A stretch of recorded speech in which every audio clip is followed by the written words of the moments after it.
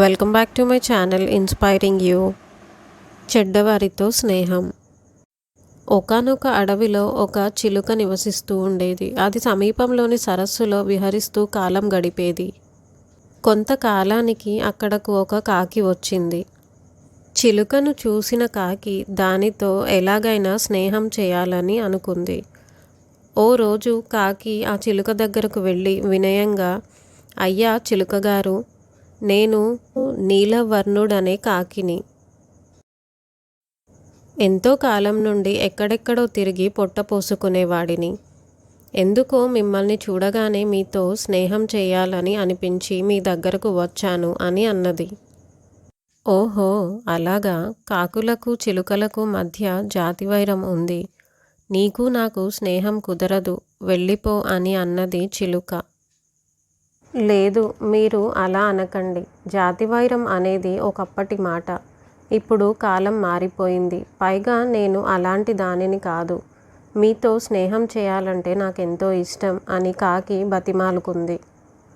జాతివైరాన్ని పక్కన పెట్టి ఇతనితో స్నేహం చేస్తే మంచిదా చెడ్డదా, కాకి వల్ల తనకేమైనా అపాయం ఉందా అని ఆలోచించసాగింది చిలుక.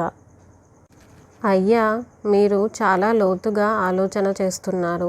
ఎప్పుడో శతాబ్దాల జాతివైరం గురించి ఇప్పుడు ఆలోచన చేయడం ఎందుకు? అప్పుడున్న సమయం వేరు, ఇప్పుడున్న కాలం వేరు. కాలం ఎంతో మారిపోయింది. మీరు అంతగా ఆలోచించకండి. నా వల్ల మీకు ఎలాంటి ఇబ్బంది ఉండదు అని కాకి అంది. నేను ఎంత ఆలోచించినా ఎందుకో నాకు నీతో స్నేహం చేయాలని అనిపించట్లేదు అని సమాధానం చెప్పింది చిలుక. సరే, ఏం చేస్తాం, నా కర్మ ఇలా ఉందిలే అని అనుకుంటాను, ఇక వెళతాను అని అంది కాకి. అది చూసి కాకి మీద చిలుకకు జాలేసి, సర్లే మనం ఇప్పటి నుండి స్నేహంగా ఉందాం అని చిలుక అంది. కాకి సంతోషంతో, హమ్మయ్య, నాకొక స్నేహితుడు లభించాడు, ఇది చాలు అని అనుకొని నా స్నేహాన్ని అంగీకరించినందుకు ధన్యవాదాలు. ఇక ముందు మీలోని మంచితనాన్ని నేను కూడా అలవాటు చేసుకొని మీలాగా నేను కూడా మంచి పేరు తెచ్చుకుంటాను అంది. కొన్నాళ్లకి వేసవికాలంలో ఓ రోజు మధ్యాహ్నం పూట వేటగాడు వేటాడుతూ అలసిపోయి చిలుక నివాసం ఉంటున్న చెట్టు కింద సేద తీరాడు.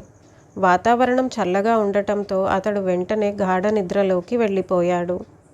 చెట్టు కొమ్మల సందుల్లోంచి ఎండ వచ్చి వేటగాడి మీద పడుతుండడం చూసి చిలుక తన రెక్కలను చాచి అతని మీద ఎండ పడకుండా చేస్తోంది.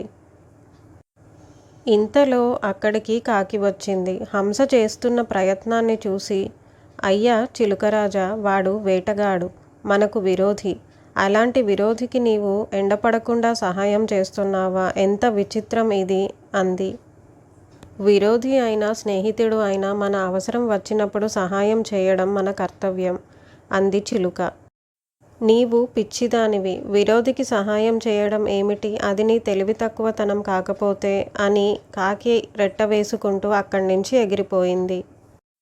ఆ రెట్ట సరిగ్గా వేటగాడి ముఖం మీద పడటంతో గాఢ నిద్రలో ఉన్న వేటగాడు ఒక్కసారిగా ఉలిక్కిపడి లేచాడు. ముఖం మీద పక్షి రెట్ట చూసుకున్నాడు. కోపంతో పైకి చూశాడు.